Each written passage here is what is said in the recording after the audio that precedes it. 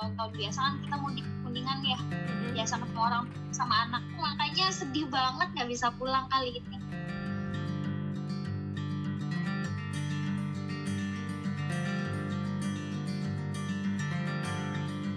Buat apa kalau keluarga udah jaga-jaga selama ini, kita datang dari luar kota disambut, nggak taunya malah orang yang disambut ini membawa apa yang sudah mereka selama ini jaga-jaga. Karena saya khawatir selama di perjalanan saya tertular virus corona. Saya juga coba jelasin ke orang tua bahwa saya tidak bisa pulang, takutnya nanti kalau saya pulang malah menularkan ke orang tua di sana, keluarga di sana. Kan sedih aja gitu kalau misalkan kita mau pulang kampung, kita mudik dengan tujuan silaturahmi, ketemu dengan keluarga, kumpul-kumpul, tapi justru bawa bencana gitu, bawa wabah gitu kan. Dan lebih sedihnya lagi kan mereka yang di daerah itu kan mereka nggak se-prepare yang di Jakarta.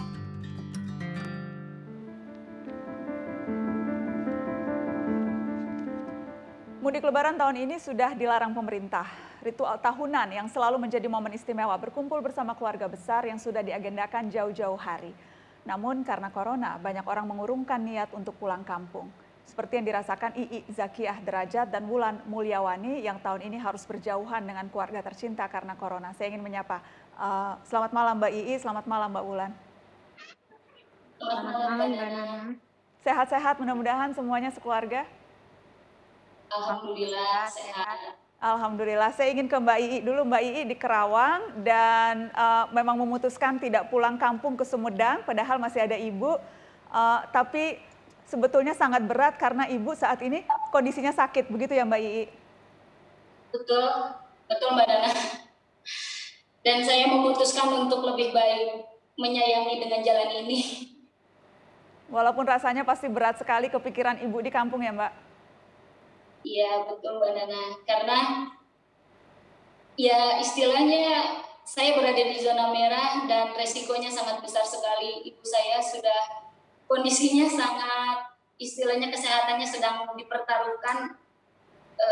Saya ingin pulang pun saya akan paksakan diri di sini untuk tidak kemana-mana dulu.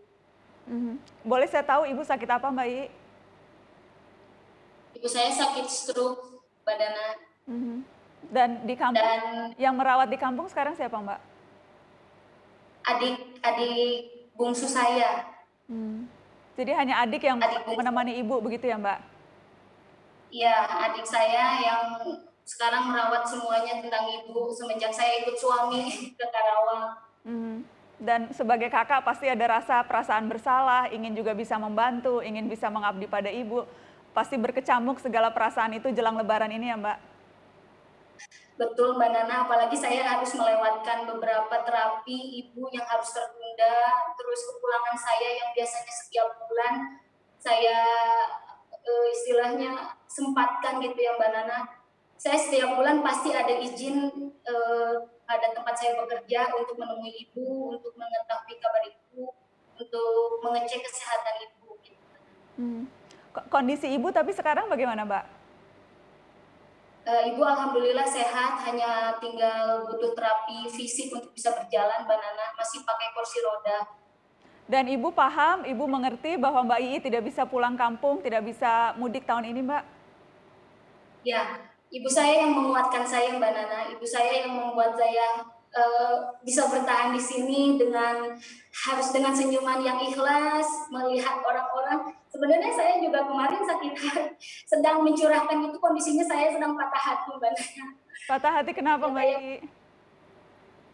Ya, ketika saya harus berdiam diri, menahan diri untuk tidak menjumpai ibu saya, padahal kondisinya di sini saya bisalah untuk memaksakan gitu kan istilahnya. Tapi ibu saya selalu bilang, ini bukan Lebaran terakhir, nggak apa-apa, insya Allah kita akan bertemu di Lebaran nanti, bahkan ini juga bukan momen-momen indah terakhir kita, kata ibu. Jadi selalu menguatkan, ada yang tidak nurutnya, ya kita yang nurutnya gitu Mbak Nana. Jadi justru ibu yang menguatkan ya Mbak? Karenanya saya ingin sekali kenalan sama ibu yang hebat ini. Saya sudah tersambung dengan ibunda Mbak Ii, ada Ibu Oneng Rohimah. Selamat malam Ibu Oneng. Selamat malam. Ibu sehat-sehat ya, Bu? Alhamdulillah. Alhamdulillah ya Ibu. Saya tadi ngobrol dengan Mbak Ii dan Mbak Ii bilang justru Ibu yang bilang Mbak Ii jangan pulang dulu walaupun Ibu kangen, Ibu rindu ya Bu.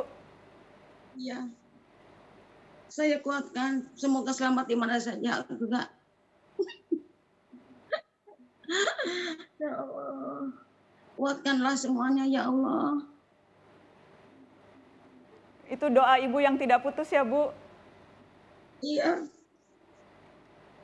Ibu dari mana kekuatan itu Ibu? Ibu sedang sakit tapi Ibu tetap justru menguatkan anak Ibu, jangan pulang dulu.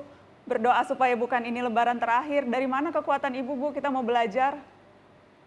Insya Allah dengan keimanan, dengan menerima kepada aturan Allah, takdir Allah yang telah menentukan, ambil hikmah daripada musibah ini dengan baiknya.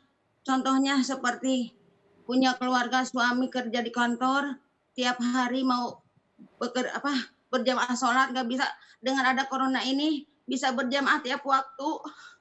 Alhamdulillah banyak yang menjadikan motivasi menjadi imam, menjadi pemimpin yang baik. Mudah-mudahan semuanya bisa menjalani dengan taat kepada pemerintah, taat kepada Allah dan Rasul, juga kepada pemerintah. Itu kewajiban kita sebagai orang yang beriman, muslim yang sejati. Kita mendoakan semua anak, keturunan ada dalam lindungan Allah Subhanahu wa taala. Yang penting kita bisa bertemu dunia akhirat insya Allah. Amin, amin, amin. Itu doa-doa yang paling penting. Mbak Ii, jadi kekuatan Mbak Ii dari Ibunda ya Mbak? Ya betul Mbak Nana. Saya nggak, istilahnya untuk nekat saya mudah sekali istilahnya ya Mbak. Tapi ya untuk apa gitu, saya juga pulang, ibu saya menyuruh saya untuk di sini lebih baik berbakti sama suami di sana untuk sementara waktu gitu kan. Di sini pun nggak bisa melakukan apa-apa kata ibu gitu. Meskipun yang lain sekarang sedang berdesak-desakan di luar dan lain-lain, ya kita hanya bisa berdoa semoga Indonesia cepat benar-benar pulih kembali gitu Mbak. Jadi yang tadi Mbak Ii katakan ketika sakit hati, ketika patah hati karena melihat itu ya Mbak. Jadi ada yang cuek, belanja baju baru, sementara Mbak Ii kangen luar biasa tapi menahan supaya tidak ketemu ibu gitu ya Mbak?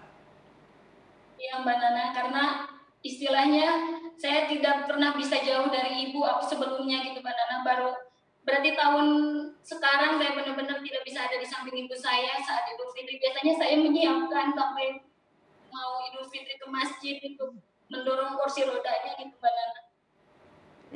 Yang diinginkan itu ya Mbak, bisa lebaran bareng, bisa makan ketupat bareng ibu, bisa sholat bareng gitu ya Mbak? Iya Mbak Nana, karena setelah ibu sakit, saya sudah tidak bisa merindukan masakannya lagi kan, kecuali saya hanya ingin melihat ibu untuk tersenyum, untuk bahagia. Dan ya ibu itu hebatnya selalu banyak mendoakan semua orang gitu Mbak Nana. Jadi sayanya mau ngeluh juga malu sama ibu sendiri gitu Mbak Nana. Bu Oneng, jadi Mbak Ii malu Bu kalau mau ngeluh sama ibu, tapi nggak apa-apa kan Ibu kalau anak curhat ke ibunya, Ibu nggak apa-apa ya Bu? Ya iya, harusnya kepada orang tua, sama kepada ibu. Makanya tahu apa yang dicurhatkannya, terus didoakan semoga disehatkan lahir batinnya, diluhurkan derajatnya, dilancarkan segala urusannya.